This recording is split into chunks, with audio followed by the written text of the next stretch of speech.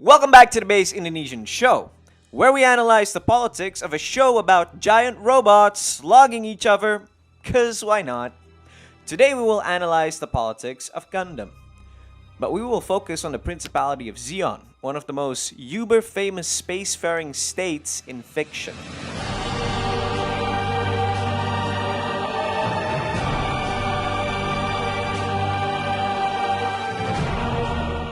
Gundam is one of those shows that I took the time of the day to actually learn the lore about. I mean, the series is about a bunch of giant robots fighting, but the background of why those giant robots are fighting in the story interested me deeply as I immersed myself in the lore. The original Gundam series, Mobile Suit Gundam, was released back in 1979. The story revolves around a shut-in named Amuro Ray as he falls into the cockpit of a super prototype robot called Gundam as he joins the heroic forces of the Earth Federation against the aggression of the Principality of Zeon in a deadly war called the 1-Year War. Newer materials on the franchise and lore details blur the morality of the conflict, showing that the Earth Federation is a corrupt and over-bureaucratic body that oppresses its space colonies, while the Principality of Zeon used to be a state that wanted to be independent from the Earth Federation after a plethora of injustices. The irony in their roles of how the oppressor is the hero while the victim is the villain becomes a very important part of the appeal why the Universal Century, the time-place Gundam is set in, is very exciting and a very complex setting. This video will focus on my analysis and thoughts regarding the Principality of Zeon and how its politics often reflect in real life. The Principality of Zeon was previously known as the Autonomous Republic of Munzo, a state that governs Site 3, a space colony located behind the moon and is the largest colony of the Earth Federation. As with the other sites, the Earth Federation regularly moved dissidents and lower-class people into Munzo, which made it a fierce hotbed for anti-Earth activities and sentiments. These people were known as Spacenoids. In the debacle that ensued in the discourse of Munzo streets, a figure named Zeon Deikun arose from the people. Zeon was a Spacenoid philosopher that came up with the philosophy of, bear with me, Kontolism. He postulated in Kontolism 2 points. Eraism, the belief that Earth is sacred and in need of healing, and thus people need to depart from Earth.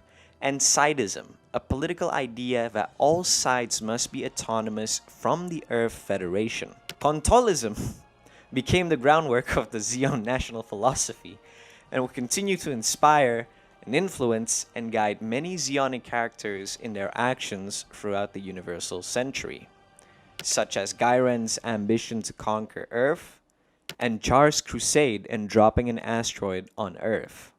Zeon also came up with a theory that the next step of human evolution will occur in space. The new types, he believed, would be born in Side 3. In his transhumanist views, Zeon was confident that living in space, humans would evolve and grow a sixth sense to communicate with one another through telepathy, or what amounts to extreme sensitivity towards empathy. The new type theory has some bearings towards phenomenology, a branch of philosophy that studies conscious experience. Phenomenology explores the relationships between the individuals, others, and the world around them, emphasizing how individuals are interconnected to this world. This is reflected in the new type concept, where their heightened awareness and empathy of other new types enable them to sense and understand the thoughts, emotions, and intentions of others, thus highlighting the interconnectedness of humans. Zeon's teachings during his prime evoked a sense of inspiration and guidance within the lower echelons of human society, especially in the colonies where most of the lower human society resides. It imbues a sense of purpose and importance into people who are disenfranchised by the Earth Federation, and in turn has low trust towards the authorities that rule them.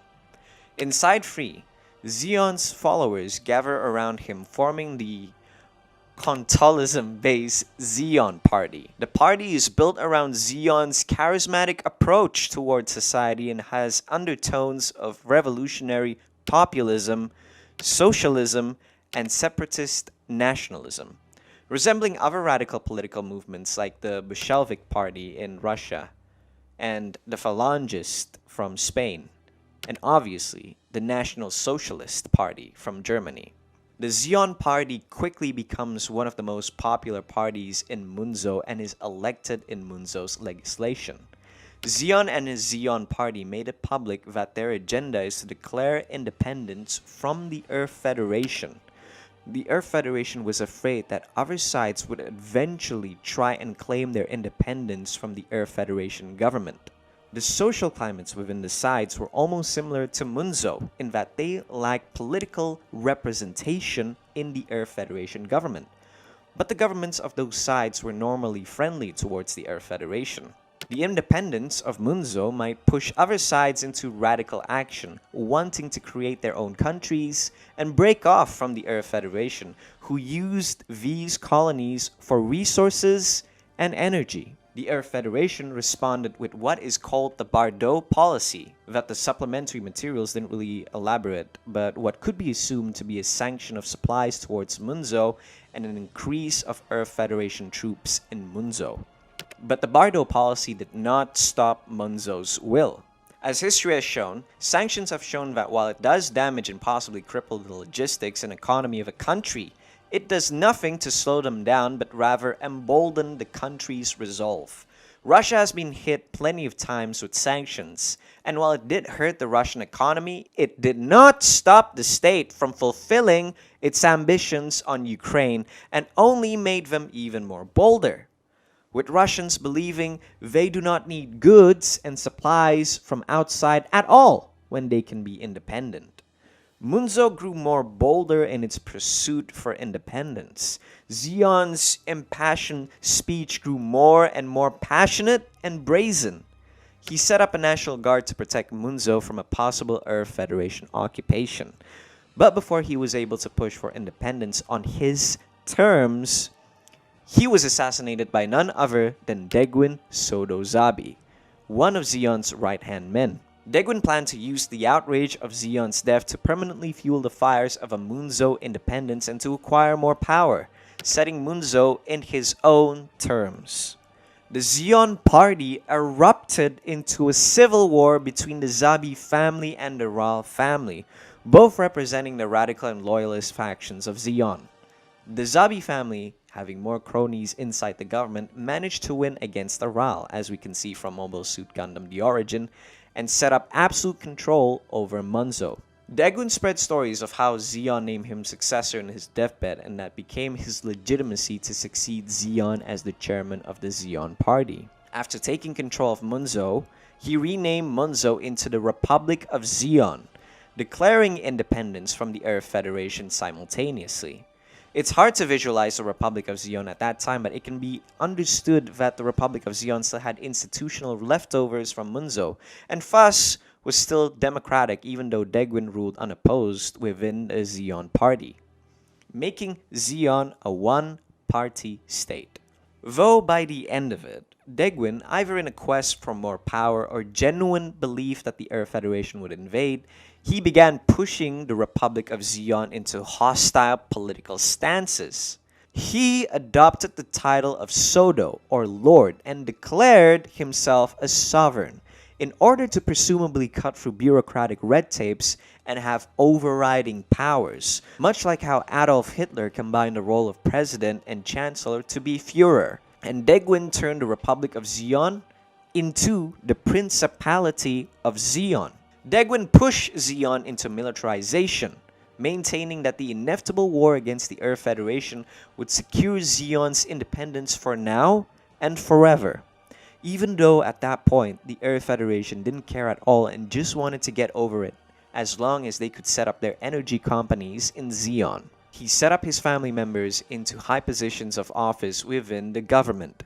His former Shonen son, who played games all day, or aka a hikikomori, Gyron Zabi became admiral and then supreme commander of the Zeon military. His second son and daughter, Dozel and Kaisilia Zabi, shared the role of the head of Space Attack Force, while his youngest son, Garma, who was only 19 by the time of his appointment, thank God, nepotism, was made into the head of the Zeon Earth Attack Force. The Zabi family consolidation and solidification of power secured their position in the Principality of Zeon, becoming a family wielding power similar to a royal family. This, in turn, made Zeon look and act as though it was a monarchy. In essence, the Zabi family took all the powers of the Zeon party and installed themselves as the center of gravity inside Zeon society instead of the party, turning Zeon from a one-party state to an absolute monarchy, all but in name. It is unclear if the legislation is still around at this point, but we can assume that with Degun's powers, the legislation is rendered redundant. The Zabi family continued to militarize Zeon, inventing mobile suits and waging an arms race against the Earth Federation. It awarded contracts to Zeonic and Z-Man to create weapons for the Zeon war machine. Dr. Minovsky discovered Minovsky particles, an essential ingredient to war machines in the Gundam setting, which was able to power mobile suits. This gave Zeon an edge in the upcoming war. In 79 UC, negotiations between Zeon and the Earth Federation broke down, and Zeon ultimately declared war against the Earth Federation, initiating the 1-year war. Zeon attacked its neighboring colonies, defeating Earth Federation garrisons before committing a genocide of these inhabitants using poison gas. These hollowed-out colonies would then be used as a makeshift weapons of mass destruction to be dropped on Earth.